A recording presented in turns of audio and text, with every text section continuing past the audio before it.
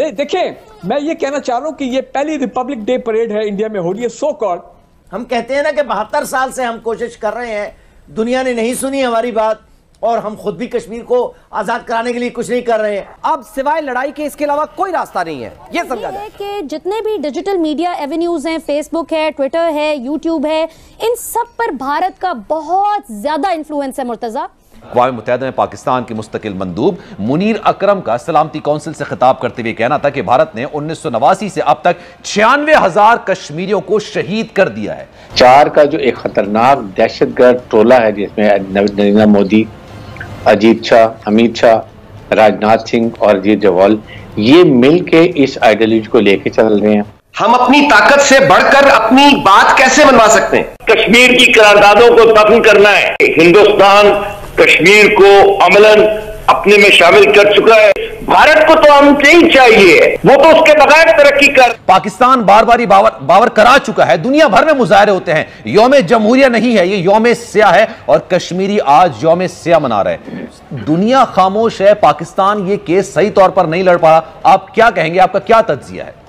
देखें, सबसे पहले तो आज जो ये 26 जनवरी को रिपब्लिक डे बना रहे हैं इंडिया, इनसे पहले ये पूछे कि इनके कॉन्स्टिट्यूशन में क्या लिखा हुआ है।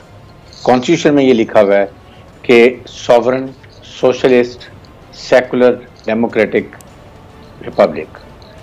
क्या ये सेकुलर है या ये डेमोक्रेटिक है? ये तो इन्होंने इंतहा कर दी है कि टेररिज्म की, और उसके बाद जो जुल्म बर्बरीत कश्मीरियों के साथ कर रहे हैं। आज किस बात का इन्होंने यौम जमहूरिया बनाया? क्या इन्होंने अपने कॉन्स्टिट्यूशन में ख्याल रखा? सेकुलर जो इनका एक था, एक प्रेम्बल था, उसको ख़त्म कर दिया। फिर equality, liberty of all citizens of India, क्या इक्वालिटी है, क्या ये लिबर्टी है माइनॉरिटीज़ को? तो इसका मतलब है कि अभी ये टोटल एक हिंदू स्टेट है, अखंड भारत को लेके चल रहे हैं, आरएस की आइडियोलॉजी के ऊपर हैं।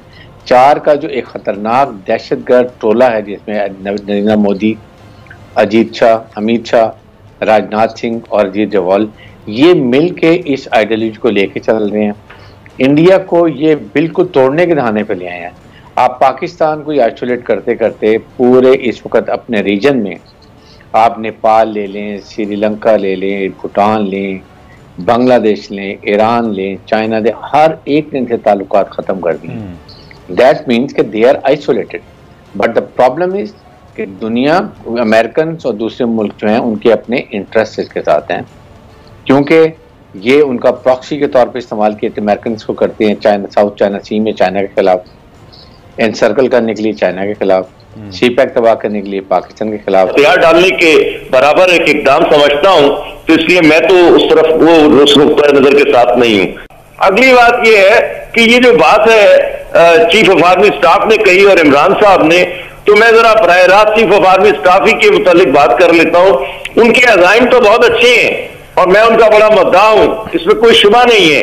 उन्होंने बड़ी कोशिश की है पाकिस्तान की बेहतरी के लिए, इस मुल्क में जमहूरियत के लिए, लेकिन जहां तक माजी को दफन करने की बात है तो मैं एक फिक्रे में ये बता सकता हूं कि चाहे उनका मतलब था या नहीं, कि माजी को दफन करने का मतलब कश्मीर की करारदादों को दफन करना है। मैं तारीख का तालिब इल्म हूं, लोग तो वैसे जिक्र में कह देते हैं ना कि हम तारीख का तालिब इल्म है। मेरे उंगलियों पर इस्लाम की इब्तिदा से लेकर पाकिस्तान के मौजूदा हालात तक तमाम एजाद शुमार मौजूद है। मैं आपको यकीन से कहता हूं कि हिंदुस्तान कश्मीर को अमलन अपने में शामिल कर चुका है। दूसरी बात, पाकिस्तान एक कमजोर रियासत नहीं है। जो आपका इस वक्त अस्करी कुव्वत है, जब अभी भी आपने रेटिंग देखी है दुनिया में, जिसको मैं अहमियत तो नहीं देता, वो 15 से 10 पर आ चुकी है आपकी फायर पावर। न्यूक्लियर स्टेट से हटकर बात कर रहा हूं, रवायती असलहे के तौर पर आपकी आर्म फोर्सेस बिल्कुल किसी भी कार्रवाई के लिए तैयार है। लीडरशिप का मसला है और वो जब भी कभी आई तो हम इकदाम करेंगे और करना चाहिए। देखिए, ये जो फिक्रा हम सुनते हैं, बड़ा काम का फिक्रा है और बड़ा खतरनाक है फिक्रा, बल्कि इन मानों में कहूंगा कि हमें बर्रे सगीर में अमन चाहिए। भारत को तो अमन से ही चाहिए। वो तो उसके बगैर तरक्की कर रहा है। हम कहते हैं खित्ता तरक्की करना चाहिए, खित्ते को तरक्की करनी चाहिए। भारत तो खित्ते में तसादुम के साथ तरक्की कर रहा है। पाकिस्तान को बराह रास्त खतरा एक दुश्मन रियासत इंडिया से है, और कश्मीर अगर आप वापस नहीं लेते हैं तो मैं आपको एक तंबीह कर देता हूं।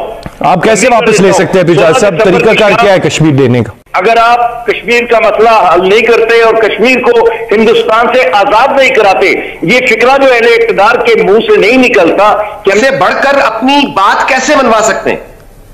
जो हमारी ताकत है, आपको हमारी इकोनॉमी का इल्म है, हमारी यानी हम किससे छुपा हुआ है? अब मुझे बताएं, इस कमजोर पोजीशन में आखिर हम ख्वाहिशात पे, यानी दूसरा हमारी यानी भारत इतना जो बड़ा मुल्क है, दुनिया रीजन का भारत नहीं नाजी साहब, बाकी तमाम तर चीजें अपनी जगह, लेकिन अपने मौकिफ से भी हम पीछे हट जाए, अपने मौकिफ से भी पीछे। क्या बात कर रहे हैं ना, मैं आपको यही कह रहा हूं कि हम छोटा मुल्क तो हम कंपैरेटिवली मना रहा है। ये जो नाम नेहाद यौम जमहूरिया है, वहीं पाकिस्तान इसको यौम स्याह के तौर पर भी मना रहा है। जीडीपी में भारत पाकिस्तान से आगे, आईटी सेक्टर में भारत पाकिस्तान से आगे, रियासती डेमोक्रेसी में पाकिस्तान भारत से आगे पोर्ट्रे होता है। हम भारत को ज्योग्राफिकली खिते को कहें, कल्चरली बहुत ज़्यादा वाइड, मैं कोई तारीफ नहीं कर रहा सर, मैं आपसे इसका आंसर लेना चाहता हूं, क्योंकि ये इंडियंस यही पोर्ट्रे कर रहे हैं कि हम ये, तो पाकिस्तान हमारे साथ किस तरह से मुकाबला कर सकता है।